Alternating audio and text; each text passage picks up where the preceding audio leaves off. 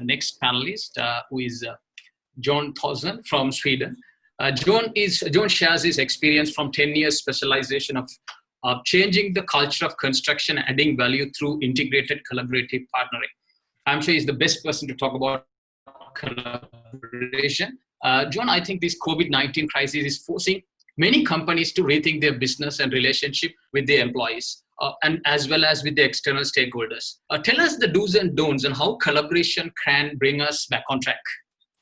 I'd be happy to. And the reason I got into this to start with is because I got some valuable feedback around 15 years ago that I was completely lousy or useless when it came to collaborative working myself.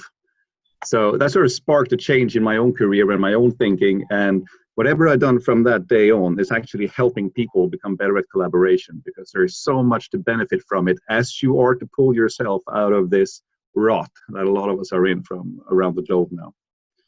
You can hear me okay, right? Yes. Super. Good, yeah. Super. I'm really happy to be here. I was honored when TA asked me if I could join. I'll just jump right in.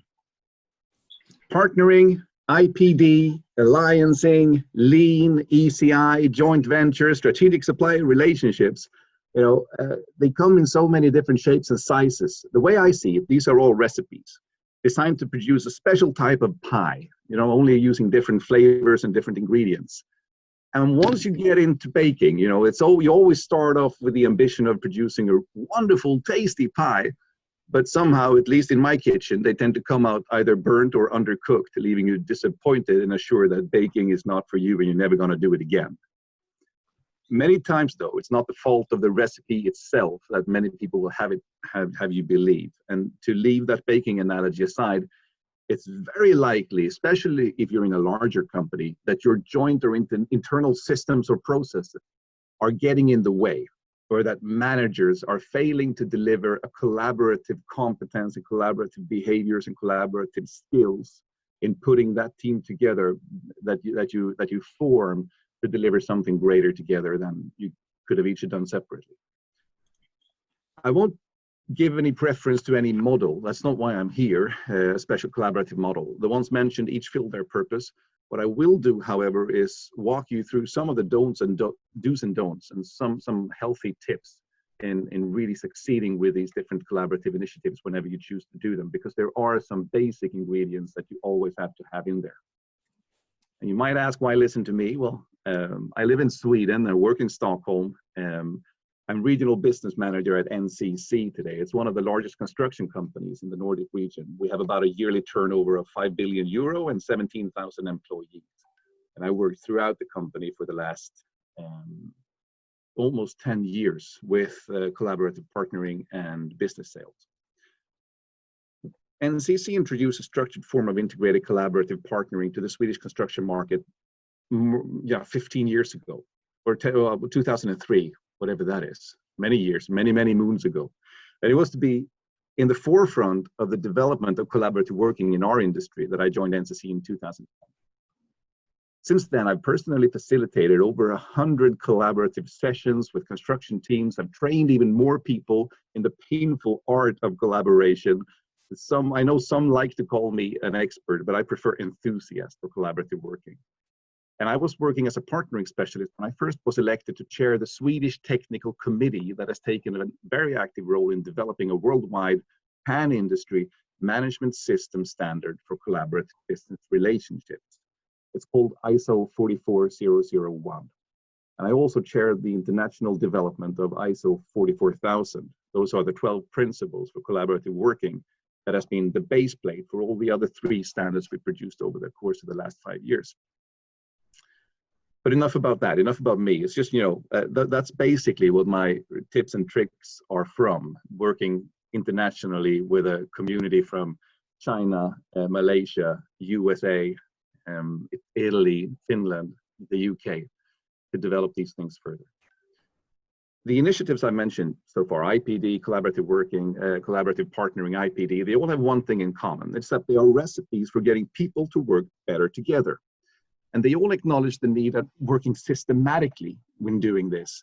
You've got rules, you've got tools, you've got a mindset that you need to carry in and align people to that joint beneficial outcome.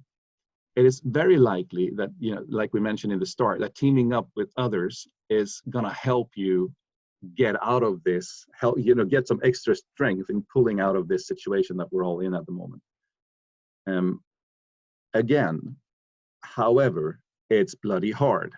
You might want to have collaborative working in your portfolio, but you don't want to do it everywhere, every time.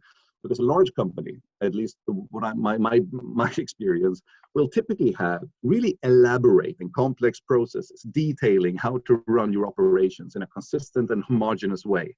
However, these processes are very rarely designed to work in sync or together with the operating practices of other organizations.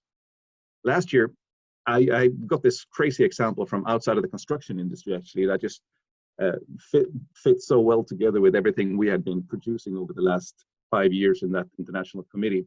I came upon a report from a one government initiative between 3 public authorities in Sweden, and it had crashed before it had even gotten off the ground, simply because IT policies, IT systems, and IT tools of these governments made it impossible for some of them to work outside the walls of their own office, but they couldn't be co-located with the other team.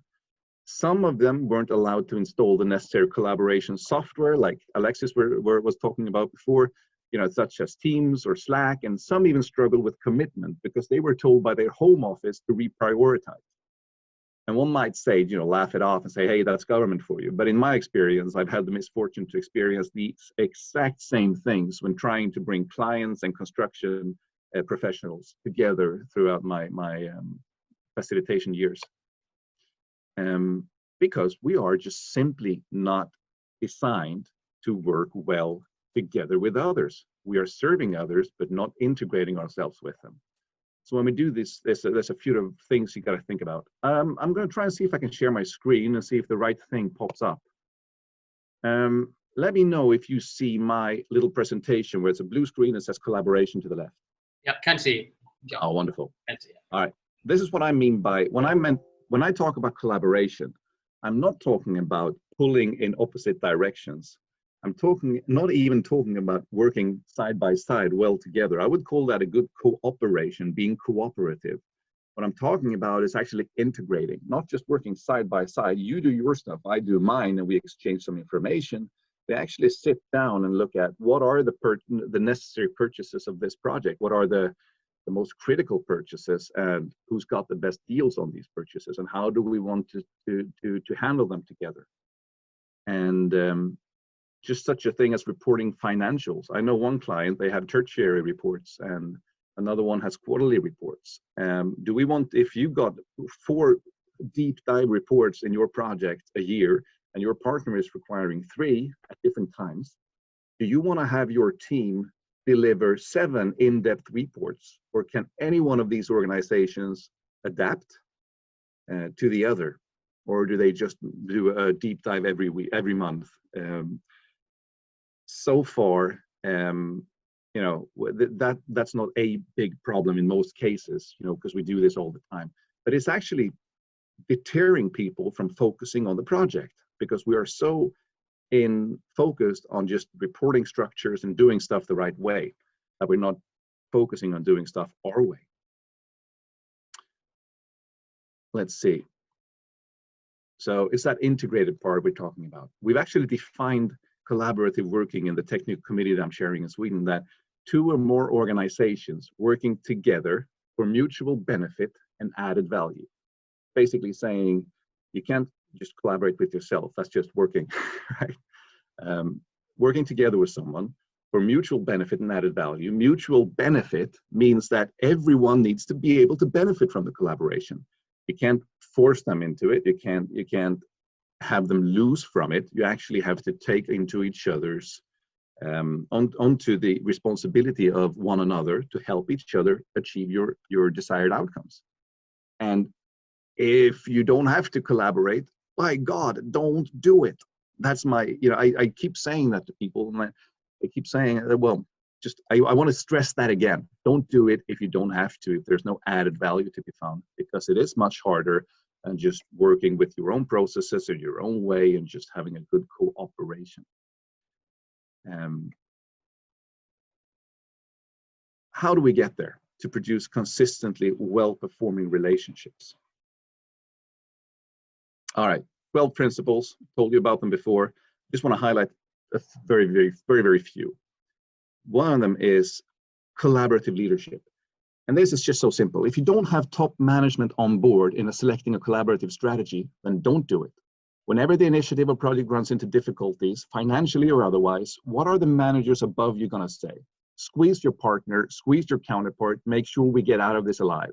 Or will they say, take a time out and a half a day, sit down, involve your partners, ask them to help you find ways to get back on budget. That's all about collaborative leadership, not just in the project, outside of the project. The next principle is I wanted to highlight is trust and commitment to mutual benefit. We've already talked about this, but you need to be able to get something more out of working together with someone, and not just if you want to do it. Trust takes a really long time to build and just seconds to crash. And if I feel that you've got my back and are looking out for my interests as your partner, making an effort, going out of your way so that I can do well and reach my targeted business outcomes, then nothing builds trust as proof and evidence of real actions looking out for my interests. If you are looking out for my interests. But if I go into a win and lose negotiation with a partner just once, all that trust will disappear. Already mentioned governance and processes.